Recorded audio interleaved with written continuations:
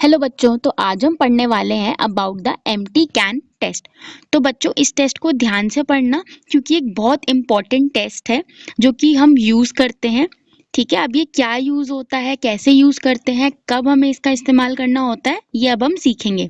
ठीक है, तो वाइवा में भी आपको एग्जामिनर सीधा पूछ सकता है कि ये टेस्ट क्या होता है, इसको किसी के ऊपर आप किसी दूसरे इंडिविजुअल के ऊपर आप परफॉर्म करके दिखाइए, या फिर आपको एक वो केस दे सकते हैं और आपको डायग्नोसिस करना पड़ेगा। उस दौरान आपको भी ये टेस्ट परफॉर्म करना आना चाहिए। और थ्योरी में भी डायरेक्ट क्वेश्चन आ सकता है कि एक्सप्लेन एम्प्टी कैन टेस्ट। तो बच्चों जरूरी नहीं है कि पेपर में डायरेक्टली बोले कि एम्प्टी कैन टेस्ट क्या होता है, वो ये भी पूछ सकता है जोब्स टेस्ट क्या होता है, या फिर write down the test for supraspinatus tendinitis. ठीक है, तो आपको उस टाइम पे कंफ्यूज नहीं होना क्योंकि एम्प्टी कैन टेस्ट को ही हम जोब्स टेस्ट या फिर सुप्रास्पाइनेटस टेस्ट भी कहते हैं। तो ये तीनों चीजें एक ही टेस्ट के नाम है, तो इसलिए कोई कंफ्यूजन नहीं होना चाहिए आपको। ठीक है, अब इसकी डिस्कवरी किसने करी थी? तो ये जो टेस्ट है, ये जो मैन्यूवर है, ये किसने डिस्क्राइब किया था? जोब्स ने और मोइंस ने इन द ईयर 1982। राइट, तो ये बच्चों जो एम्प्टी कैन टेस्ट है ये एक शोल्डर का टेस्ट है।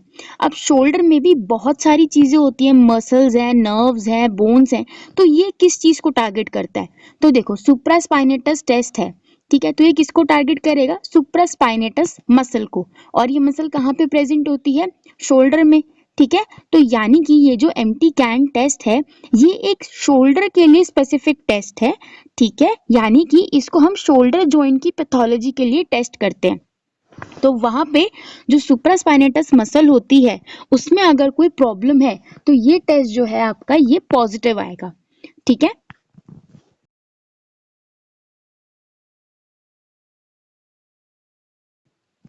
अब बात करते हैं in brief about the supraspinatus muscle.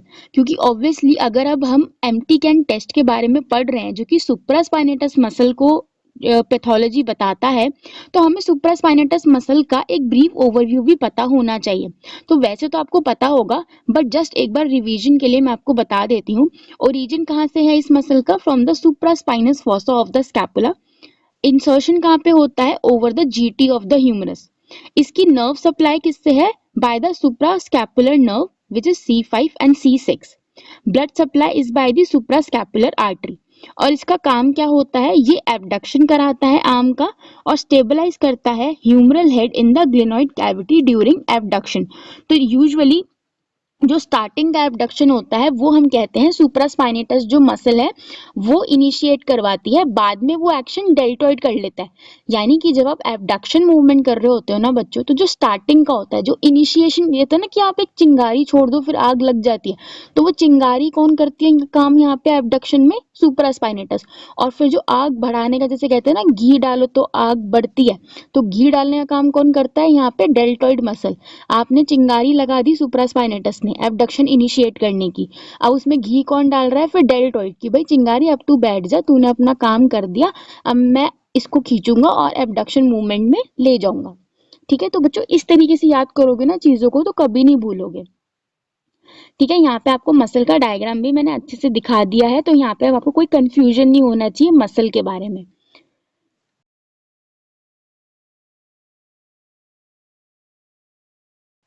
अब आता है बच्चों टेस्टिंग प्रोटोकॉल कि इस टेस्ट में हम करते क्या हैं। तो इसमें क्या कहते हैं हम पेशेंट को, जो पेशेंट का हाथ है उसको हम किस पोजीशन में लेके जाते हैं? 90 डिग्री एबडक्शन में लेके जाते हैं। हाथ के ऊपर यानी कि शोल्डर के ऊपर कोई रोटेशन नहीं होता, मीडियल रोटेशन या लेटरल रोटेशन नहीं होता। जो हाथ है वो एबडक्शन में होता है इन 90 डिग्री विद न्यूट्रल रोटेशन। ठीक है, फिर क्या करता है जो एग्जामिनर है वो रेजिस्टेंस देता है एबडक्शन मूवमेंट को, क्योंकि पेशेंट तो एबडक्शन मूवमेंट में है, आप उसको रेजिस्टेंस दे रहे हो। उसके बाद जो शोल्डर है उसको मीडियली रोटेट कर देते हैं। पहले वाले में क्या था? हमने कोई रोटेशन नहीं दिया, न्यूट्रल था बिल्कुल हाथ। अब क्या हुआ कि जो पेशेंट है उसका जो हाथ है यानी कि जो शोल्डर है उसको मीडियल रोटेट कर दिया। मीडियल रोटेट करने का क्या मतलब हुआ बच्चों? कि जो उसका थंब है वो अब जमीन की तरफ इशारा कर रहा है। ठीक है, यानी कि जैसे हम किसी कैन को उल्टा करते हैं ना खाली करने के लिए, हमें ग्लास में से पानी निकालना होता है, तो हम उसे जिस पोजीशन में उल्टा करते हैं ग्लास को, तो वो पोजीशन जो है that is the medially rotated position of the shoulder. ठीक है, उसमें क्या होगा, आपका जो पेशेंट का थंब है वो फ्लोर की तरफ पॉइंट करेगा, इसीलिए इसका नाम एम्प्टी कैन टेस्ट है, क्योंकि ये पोजीशन ऐसी है यहाँ पे। उस दौरान क्या होता है, जब पेशेंट का हाथ मीडियल रोटेशन में चला गया तो जो रेजिस्टेंस है वो अब एग्जामिनर को रेजिस्टेंस देना है। ठीक है, उसने फिर से इस पोजीशन पे आके रेजिस्टेंस दिया। अगर एग्जामिनर को लगता है कि जो पेशेंट है वो अच्छे से इसको नहीं कर पा रहा, या फिर वो उसको बहुत पेन हो रहा है, वो इस चीज को नहीं हैंडल कर पा रहा, यानी कि जो सुप्रास्पाइनेटस मसल है उसके अंदर कोई प्रॉब्लम है, पॉजिटिव टेस्ट है।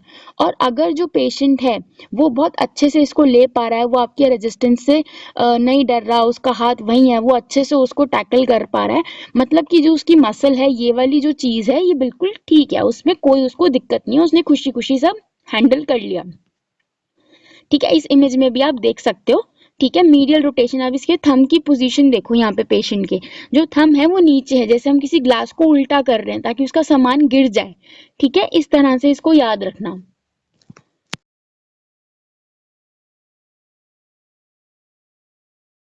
अब ये क्वेश्चन आता है कि हम यही वाली पोजीशन क्यों यूज कर रहे हैं, हम और भी तो पोजीशंस यूज कर सकते हैं।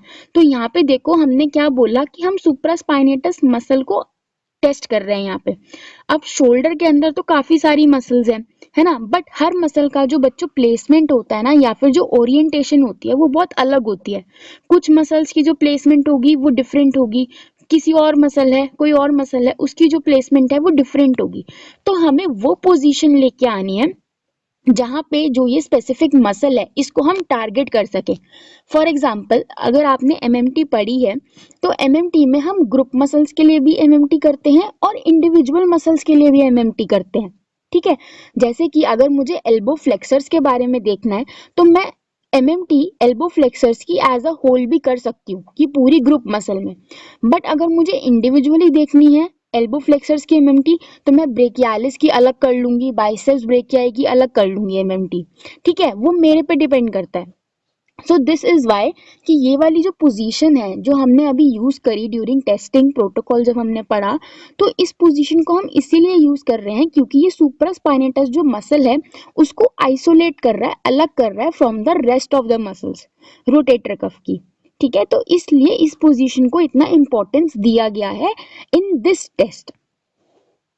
अब ये पोजीशन क्या करती है, सुप्रास्पाइनेटस की स्ट्रेंथ को टेस्ट करने में हेल्प करती है। ठीक है, कि उसमें कितनी स्ट्रेंथ है। अगर मुझे पता चल गया कि हाँ भाई सुप्रास्पाइनेटस में जो स्ट्रेंथ है वो कम है, तो इसी पोजीशन में मैं उसको स्ट्रेंथनिंग भी करवा सकती हूँ, क्योंकि जब मुझे पता है ये पोजीशन में ये वाली मसल एक्टिव है और ये इस टाइम पे वीक है, तो मैं उसे वही काम दूंगी ना करने को जिससे वो एक्टिव हो जाए, तो मैं इसी पोजीशन में उससे एक्टिविटी करवाऊंगी। और अगर कोई सुप्रास्पाइनेटस में कोई इंजरी है, कोई टीयर है, वो भी मुझे पता लग जाएगा जैसे ही मैं इस पोजीशन में लाऊंगी उसे। ठीक है, तो ये जो सुप्रास्पाइनेटस मसल है, अब देखो थोड़ा बहुत हम इसके काइनेसियोलॉजी में जा रहे हैं। तो अगर आप बैचलर्स के बच्चे हो तो आप इसको स्किप भी कर दोगे ना, इस वाली स्लाइड को, तो कोई दिक्कत नहीं है, but as a master student you should know this. Bachelors के हो, ये पढ़ लोगे तो हो जाता है ना सोने पे सुहागे वाली चीज, कि बेटर है, एग्जामिनर के सामने अच्छा इंप्रेशन पड़ेगा। ठीक है, लिख के भी आओगे, और नीचे ये जो है ये बच्चों आर्टिकल्स के रेफरेंस है। ठीक है, इसमें भी आप देख रहे हो। ठीक है, तो जहां जहां मैंने ये चीजें डाली है ना, और इनको मैंने हाईलाइट किया है, वो इसीलिए किया है क्योंकि ये चीजें अगर आप डालोगे ना, लिखोगे पेपर में या फिर एग्जामिनर को बोलोगे ना, तो इसका बहुत एक अच्छा इम्पैक्ट पड़ता है। ठीक है, तो इनको अच्छे से समझ लो। सो सुप्रास्पाइनेटस मसल का काम क्या होता है बच्चों, वो एबडक्शन के टाइम पे मूवर की तरह काम करती है, और फ्लेक्शन और एक्सटेंशन के टाइम पे ना स्टेबलाइजर की तरह काम करती है। हमने पढ़ा है in the group action action of muscles की, जो एक मसल है वो फिक्सेटर, एगनिस्ट, मूवर, स्टेबलाइजर, इनकी तरह अलग अलग मोशन में वो काम करती है, अलग अलग मोशन में वो अलग अलग तरीके से एक अपना रोल ले लेती है। तो सुपरस्पाइनेटस क्या करती है, जब एबडक्शन होता है तो वो मूवर की तरह काम करती है, और जब फ्लेक्शन और एक्सटेंशन हो रहा होता है तो वो स्टेबलाइजर की तरह काम करती है। अब क्योंकि ये जो एम्प्टी कैन टेस्ट होता है बच्चों, इसमें फॉरवर्ड फ्लेक्शन और एबडक्शन दोनों चीजें इन्वॉल्व हो रही हैं, यानी कि सुप्रास्पाइनेटस का जो मूवर वाला पार्ट है और जो स्टेबलाइजर वाला पार्ट है, वो दोनों इसमें हम यूज कर रहे हैं। ठीक है। तो इसलिए भी ये जो पोजीशन है ये बहुत इंपॉर्टेंट हो जाती है। तो यहाँ से बच्चों ये डाउट क्लियर हो जाता है कि हम यही वाली पोजीशन क्यों यूज करते हैं, हम कोई और पोजीशन में क्यों नहीं जाते इस मसल को टेस्ट करने के लिए या इस मसल को आइसोलेट करने के लिए। ठीक है, तो ये डाउट आपका यहाँ से क्लियर हो जाना चाहिए अच्छे से।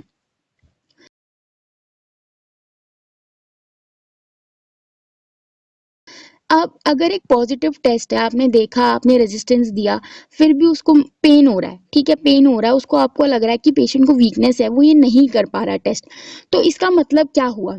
इसका मतलब ये हुआ कि जो सुप्रास्पाइनेटस मसल है उसके अंदर कहीं ना कुछ प्रॉब्लम है, कोई इंजरी है, कोई टीयर है, या फिर जो उसकी नर्व सप्लाई है या तो वो बहुत वीक हो गई है जिस वजह से जो मसल है वो भी वीकन हो गई है।